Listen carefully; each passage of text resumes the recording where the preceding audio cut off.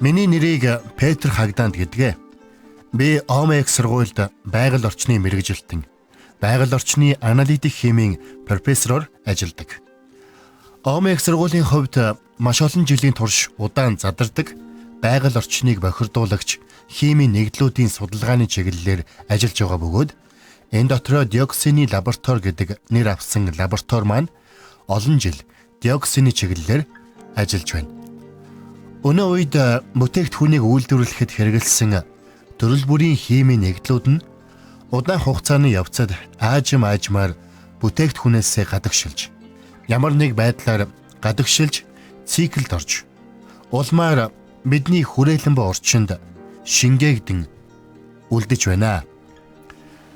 Бид нарын нэг онцгойлон ажиллаж байгаа салбар бол PCB болон диоксины нэгдлүүдийн бүхий л байж болох изомерүүд.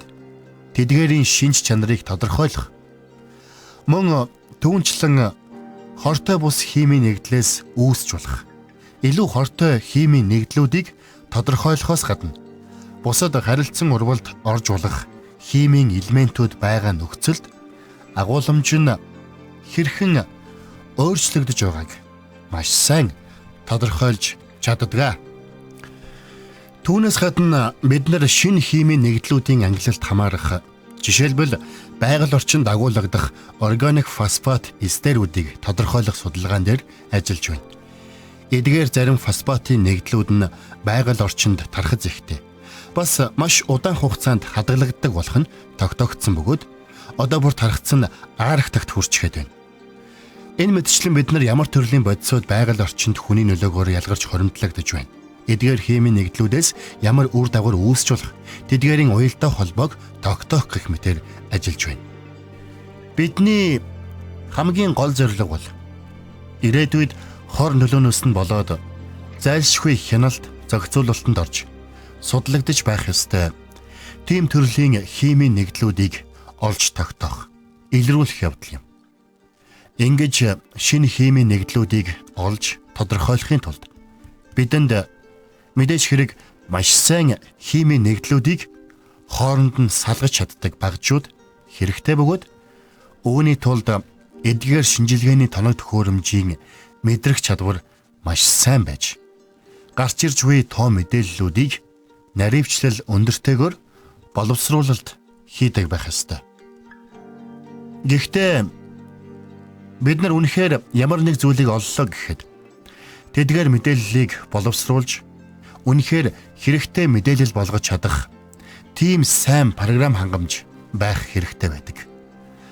Манай их сургуульд химийн элемент, бодисуудын агуулмжийг маш өчүүхэн уулмар төдий төвшөнд тодорхойлж чадах шинжилгээний тоног төхөөрөмжүүд байдаг бөгөөд үүнд ICP-MS-с эхлээд TOF хүртэл гэж нэрлэж болно. Жишээлбэл эмийн бодисуудын бидний хүрээлэн буй орчинд агуулгадах хэмжээ маш өчүүхэн, зөвхөн уулмар төдий төвшөнд байдаг. Тийм учраас үүнийг тодорхойлохын тулд TOF буюу монголоор орчуулбал масс спектрометрийн нисэх хүчний хурдны төрлийн шинжилгээний багж хэрэгтэй. Гэхдээ мэдээж хэрэг аль хэр төвшөнд салгалт явагдах. Эцсийн зорилго нь юу вэ гэхээс бас хамаарна. Төрлүүд нь өөрөөр байх жишээтэй. Мөн шинжилгээгээр гараад ирсэн тэр их нарийн төвөгтэй тоо мэдээллүүдийг боловсруулж хэрэгцээтэй мэдээлэл болгож чадах програм хангамж үнэхээр чухлаар тавигддаг. Бид нарын хувьд ажилтнанд компанитай хамтран ажиллаж байгаадаа үнэхээр маш сэтгэл ханамжтай байдаг. Бид нарын шаардлагыг биелүүлж чаддаг. Ялангуяа програм хангамжийн тал дээр мэдээллүүдийг багцлах, төрөл бүрийн өнцгөөс мэдээллүүдийг боловсруулах, програмын хурд, мэдээллийн багтаамжийг багасгах зэрэг үзүүлэлтүүд нь шинжилгээний үйл явцыг хурдсгах, урт хугацаанд мэдээллийг хадгалахад их ач холбогдолтой юм. Тэгэхээр бидний судалгаа шинжилгээний ажил хийгдэх шалтгаан бол нэг талаас байгаль орчныг хамгаалах шаардлагын үүднээс нөгөө талаас судлаач хүний хувьд сонирхлыг минь татдаг. Энэ бол харьцангуй шин талбар бөгөөд тэгээд ч бид нар цаашид ирээдүйд дараагийн үед үлдээх байгаль орчныг хамгаалж үлдэх гэсэн том зургаар асуудлыг харах шаардлагатай. Энэ хүрээнд бид нар судлаачдын хооронд асуудлаа нээлттэйгээр харилцан ярилцаж, бид нарын ажил судалгаанд хэрэгтэй байгаа зүйлүүдэд тодорхойлж гаргаж ирж байх хэрэгтэй байгаа юм. Одоогоор бид нар илүү үр дүнтэй ажиллахын тулд өөрсдийн ажлын цар хүрээг цөөхөн, урт хугацаанд анхаарал хандуулах шаардлагатай бодисууд болон химийн элементүүд дээр төвлөрөх гэж тодорхойлж гаргаад байгаа бөгөөд аль нь удаан хугацаанд задрахгүй байгаль орчинд хадгалагдаж байна. Аль нь биологийн биетүүдээр дамжин хоригдлогдож байна. Эдгээрээс аль нь хортой болох, үүнээс улбаалan тэдгээрийг ангилан жагсаалтанд оруулж, ялангуяа санаа зовох шаардлагатай химийн бодисуудын мэдээллийг асуудал хариуцсан байгууллагуудад хүргүүлж, тэдгээр бодисын хэрэглээг хязгаарлах. Байгаль орчинд эдгээр бодис элементүүд нь ялгарснаас болж сөргөөр нөлөөлөл үзүүлэхээс урьдчилан сэргийлэх тал дээр эртнээс анхаарал хандуулан ажиллах, арга хэмжээ авч ажиллаж зөвлөх болно.